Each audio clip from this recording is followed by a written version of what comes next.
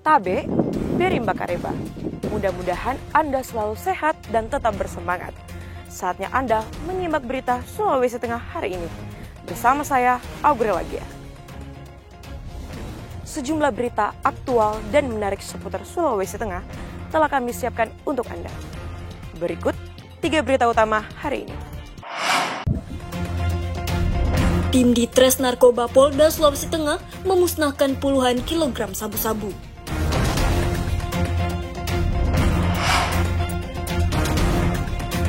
Operasi pasar murah yang dilakukan Dinas Ketahanan Pangan Kota Palu diserbu warga.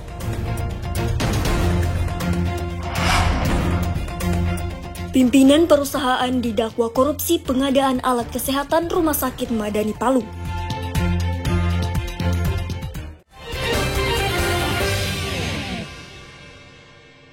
Direktorat Reserse Narkoba Kepolisian Daerah Sulawesi Tengah memusnahkan 41,5 kg narkotika jenis sabu-sabu Kamis siang. Barang haram yang dimusnahkan tersebut merupakan hasil tangkapan dalam kurun waktu 6 bulan terakhir ini. Barang haram tersebut disita dari 4 kasus dengan 4 tersangka. Dalam catatan Satuan Tugas Penanggulangan, Penyalahgunaan dan Peredaran Gelap Narkoba sejak Januari hingga Juli 2024, Polda Sulteng berhasil mengungkap penyalahgunaan narkotika sebanyak 374 kasus. Pengungkapan tahun 2024 ini lebih tinggi dibandingkan pada periode yang sama di tahun 2023 lalu yang hanya sebanyak 353 kasus. Dari total 374 kasus yang diungkap, berhasil ditangkap 511 tersangka. Tahun ini terungkap barang bukti 57 kg sabu-sabu, 1,1 kg ganja, dan lebih dari 7.000 obat terlarang. Telah membentuk Subsatgas P3DR Polda Sulteng dan Polres Jajaran. Dan alhamdulillah sejak Januari hingga Juni 2024 ini, Satgas P3DR Polda Sulawesi Tengah beserta jajaran telah berhasil melakukan penegakan hukum terhadap penyalahgunaan narkotika sebanyak 374 kasus. Ini lebih tinggi pengungkapannya jika dibandingkan dengan pengungkapan di tahun 2023 dalam kurun waktu yang sama. Dengan pengungkapan tersebut, sebanyak 207.000 lebih masyarakat Sulawesi Tengah berhasil diselamatkan. Polda Sulteng berkomitmen memerangi dan memberantas peredaran gelap narkoba di wilayah Sulawesi Tengah. Masyarakat dihimbau bergandengan tangan dan bekerja sama demi mewujudkan masyarakat yang bersih dari narkoba. Syahrul Cahya melaporkan dari Palu.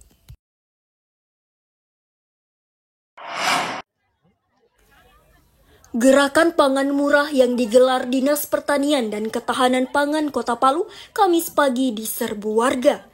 Ratusan warga berbondong-bondong membeli kebutuhan pokok yang dijual dengan harga subsidi. Mereka rela mengantri demi membeli beras dan gula pasir yang dijual dengan harga miring. Beras yang disubsidi ada 2 tipe, mulai dari beras medium SPHP Bulog hingga beras premium. Beras medium dijual dengan harga subsidi Rp60.000 per 5 kg.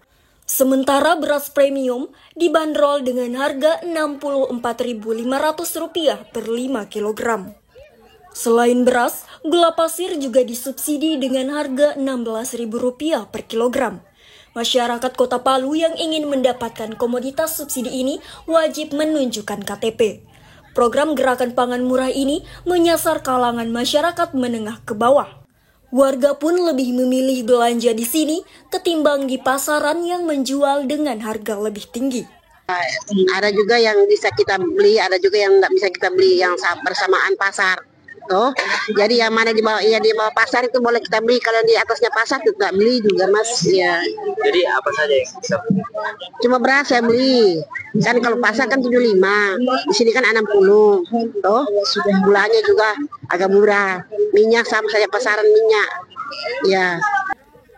Selain beras dan gula pasir, pasar murah juga mengumpulkan beberapa pelaku usaha menyediakan berbagai kebutuhan pokok, seperti bawang merah dan bawang putih hingga komoditas lainnya. Meski tak dijual subsidi, namun harganya terbilang lebih miring ketimbang harga di pasaran pada umumnya. Gerakan Pangan Murah juga menyediakan isi ulang tabung gas LPG 3 kg. Gas melon itu dijual dengan harga eceran tertinggi Rp18.000. Ya. Antri gasnya 18, satu orang satu tabung KTP. Iya. Kalau di tempat umum biasa Kalau tempat umum 35 atau 40. 50. Iya ada lagi begitu. Apa mahal, tidak mampu kita oleh orang kecil, tertindas terus. Orang besar enak. Kegiatan itu juga dalam rangka pengendalian inflasi serta upaya stabilitas harga bahan pokok. Bukan kali pertama, gerakan pangan dan operasi pasar murah gencar dilakukan pemerintah Kota Palu. Salah satunya adalah gerakan pangan murah yang dilakukan hari ini. Kemudian juga melakukan sidak ya terkait harga-harga di harga pasar, dan juga melakukan kerjasama dengan beberapa daerah penghasil komoditi. Hal-hal ini dilakukan agar kami berharap bahwa harga pengendalian harga-harga di pasar itu bisa kita kendalikan. Pasar murah juga digelar di halaman Makorem 132 Tadulako Palu. Warga pun memborong beras dan minyak goreng. Selain pasar murah, tersedia juga pemeriksaan kesehatan gratis hingga donor darah. Syahrul Cahya melaporkan dari Palu. Jumlah tenaga pustakawan Sulawesi Tengah, khususnya di tingkat perguruan tinggi, hingga kini masih sangat kurang. Tercatat baru 30-an pustakawan yang tersebar di 30 perguruan tinggi, baik negeri maupun swasta. Jumlah tersebut masih sangat jauh dari jumlah ideal. Dari hasil pantauan Forum Pustakawan Perguruan Tinggi Indonesia atau FPPTI Sulawesi Tengah, tidak hanya kekurangan, melainkan ada pula sejumlah kampus di Sulawesi Tengah tidak memiliki pustakawan.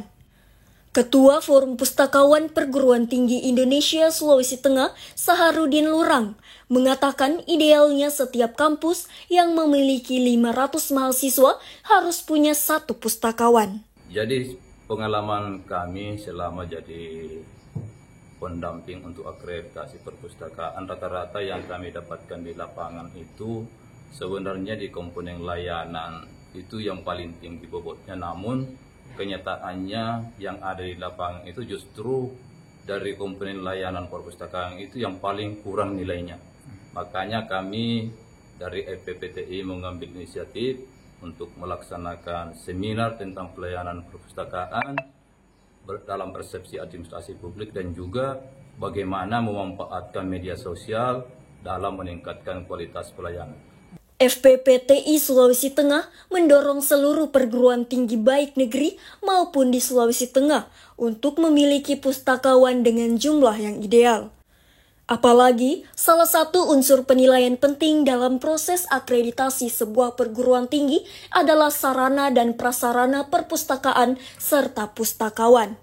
Selain itu juga melakukan peningkatan kualitas para pustakawan, salah satunya melalui pelatihan perpustakaan digital.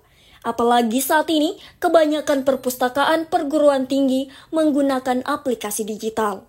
Julianus K. melaporkan dari Palu.